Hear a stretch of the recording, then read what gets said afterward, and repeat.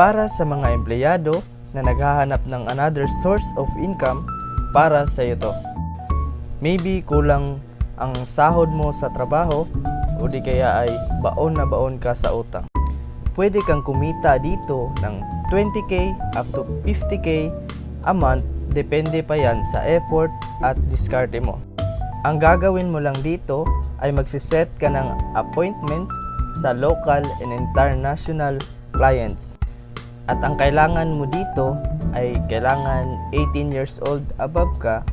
Kailangan mo din dito ng user ID, cellphone at saka internet connection.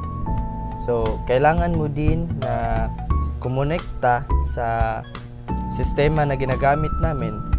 Kaya kung interesado ka at napanood mo ang video na ito, mag-comment ka sa video na ito, o di kaya ay mag-message ka